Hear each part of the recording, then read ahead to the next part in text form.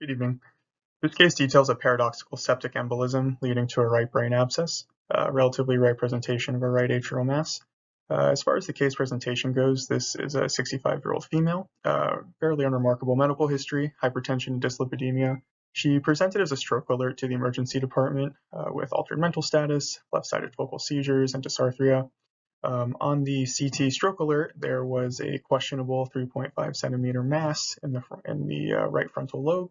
And this was again re-imaged that ended up demonstrating a rim-enhancing 3.5 centimeter right brain abscess.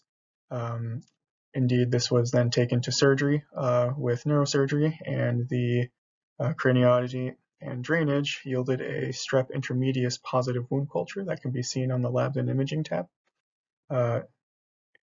Additionally, the patient underwent transesophageal echocardiogram, and that was significant for a large multilobular right-sided atrial mass with an intra-arterial shunt, likely a PFO.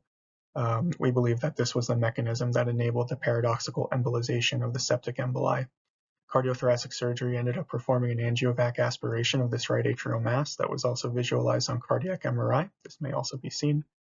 And the patient's clinical status improved fairly dramatically after angiovac and neurosurgery.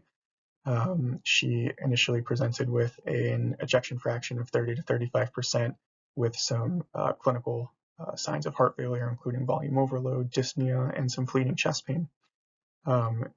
After CTS and neurosurgery intervened and she was put on GDMT, she did not have a follow-up echocardiogram yet to demonstrate an improved ejection fraction. However, the patient's clinical symptoms did massively improve, as well as their exercise tolerance.